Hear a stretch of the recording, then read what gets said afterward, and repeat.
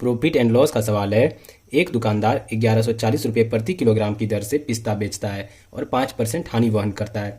तो 5% हानि हो रहा है, तो 5% का फ्रैक्शन लिख लेते हैं। कितना होता है? 1/20।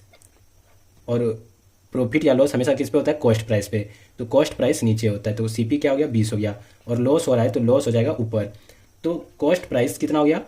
20 यूनिट हो गया। और सेलिंग प्राइस कितना हो गया? 20 यूनिट में खरीदा है और एक का लॉस लेके बेचेगा, तो कितने में बेचेगा सामान को? 19 में बेचेगा सामान को। अब आगे सवाल में कह रहा है क्या? अब उसने 1260 रुपये प्रति किलोग्राम की दर से बेचने का फैसला किया है। अब जो है न्यू सेलिंग प्राइस इसका आ गया। तो न्यू सेलिंग प्राइस कितना है इसका? 1260 रुपये प्रति किलोग्राम। शुरू में कितने में बेच रहा था? ये 1140 रुपये में बेच रहा था, लेकिन यहाँ पर कितने यूनिट में बेच रहा है? 19 यूनिट में। तो 19 यूनिट का वैल्यू कितना हो गया? 1140 रुपये आ गया। कितना आ गया? 1140 रुपये आ गया। तो 19 यूनिट का वैल्यू 1140 है, तो एक यूनिट का वैल्यू कितना हो जाएगा? इसमें भाग देना होगा 19 से, तो 19 से भाग देंगे तो कितना हो जाएगा? 19 छके 114 और यहाँ पे 0 आ जाएगा। तो एक यूनिट का वैल्यू कितना आ गया? 60 आ गया।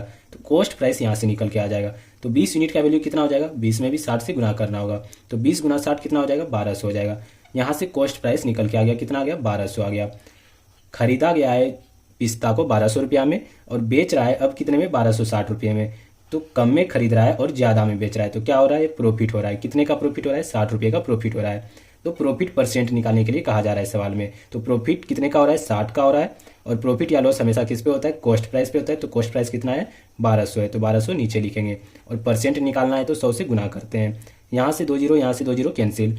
12 से 60 कट जाएगा 5 बार में। तो कितने परसेंट का प्रॉफिट हुआ है? 5% का प्रॉफिट हुआ है। ये हमारा सही आंसर हो जाएगा। ऐसे ही महत्वपूर्ण सवालों के जवाब जानने के लिए हमारे चैनल को सब्सक्राइब जरूर कर लें।